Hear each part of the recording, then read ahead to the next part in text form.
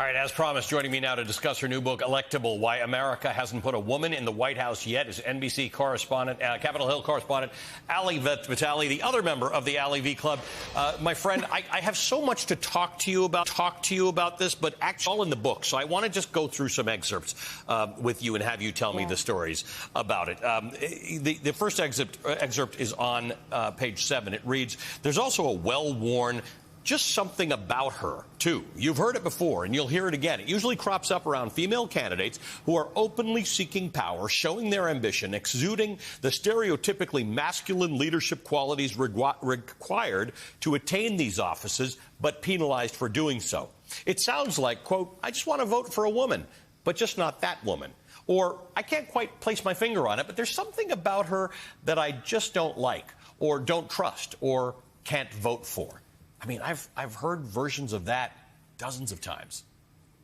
Yeah, how many times have you and I both heard this? And I'm so thankful to be on talking with you about this. A really great meeting of the AV Club, if I do say so myself. But I think that in calling these things out, and this is the goal for me in the book, is that we've all heard these tropes before. But when it comes to applying it to the 2020 field, where you had more women running than ever before, you had 6 different options if you wanted to vote for a woman. And yet voters consistently said that in the end, there were 2 white men and then 1 white man left standing in Joe Biden at the end of the 2020 field. And my hope is that when we look at the things that led us to that point, all of these different moments throughout the 2020 cycle, that voters will be primed to look at these gendered stereotypes and sexist tropes and maybe disrupt them before they take root in their minds. But the reason why a lot of people who may have liked Amy Klobuchar or Elizabeth Warren or what, they all said not as electable as, you know, to your title of the book, as Joe Biden. I want to read from page 21. You said, within the collective exhale of relief and jubilation from Biden-Harris voters, there was also some shrugging, because to get to his electoral trouncing of Trump and become the 46th president of the United States meant that Biden dashed directly through the hopes and historic prospects of 6 women running in the same Democratic primary cycle, more women running at one time than ever before. And the point here is that if you didn't like one of the women, you had 5 others. If you didn't like 2 of them, you had 4 others. If you didn't like 3 of them, you had 3 others. And yet, in the end, there are a lot of people for whom Joe Biden was not their first choice, but they did believe he was the one who could beat Donald Trump. Yeah, and I was struck by this, right? Because the title is in some ways ironic because, of course, the women in this cycle were not ultimately electable. But I do firmly believe that if you vote for these candidates, then they could win and will be electable. And that's the funny thing about electability. I'm a reporter first in the same way that you are. I think it's fair that voters want to pick a winner, especially in 2020. The only thing that we heard from Democratic voters was they were so desperate for anyone who could just beat Trump. They wanted to have no air of risk at all associated with it. And some of the candidates themselves, including Senator Gillibrand, said that still to elect a woman, despite the fact that 4 of them who were senators were qualified and competent and valid presidential candidates, to elect a woman still carried an air of risk. Never mind the fact that just because Donald Trump beat one woman once, there was all of these questions about if a woman could beat Trump, but it forgets the fact that he beat 15 men on his path to the Republican nomination, men who were in that pipeline as potential people who could rise to the top of that party, and no one was walking around wondering if a man could beat another man. Of course, that's never the way that this works out.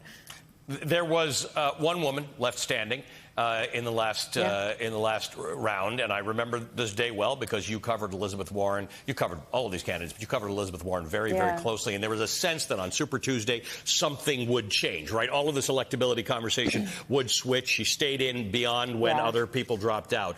You write on page 223, you quote Warren, where she says, "So I announced this morning that I am suspending my campaign for president," Warren said. "I say this with a deep sense of gratitude for every single person who got in this fight. Every single person who tried on a new idea, every single person who just moved a little in their notion of what a president of the United States should look like," end quote. That last thank you sticks in my mind, even now, to those who moved their notion of what a president should look like, even just a little.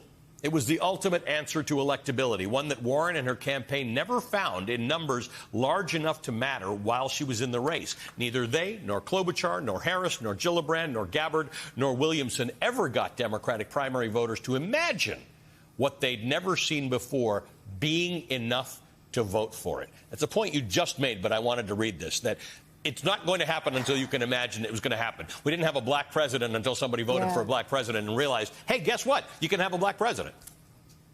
Yeah, and it sounds so simple, but of course it's not. And I think that one of the things that's a bright spot that I found in this book, and the reason that the subtitle is Yet, because these are narratives and these are historical points that can and will be disrupted. I firmly believe that. But what one of the studies that I point to in the book shows is that while the idea of electability, who we give benefit of the doubt to, because truly, men and women alike, no one knows if they're actually electable until after the polls close on election night. So it's really a question of who do we believe can actually do it. For women, that has cut against them in the past, but one of the studies that I point to in the book shows that if we disrupt those narratives and tell people that women win, they can. Yeah. And once you elect women to these positions, they're, guess what, electable. Ali, thanks for this really, really important book. It is a great read. There's so much more we can talk about. I wanted to read from the book because it's all like that. Ali Vitali, the other member of the Ali V Club, NBC's Capitol Hill correspondent, and the author of the brand new book, Electable, Why America Hasn't Put a Woman in the White House Yet. Make sure to pick up a copy.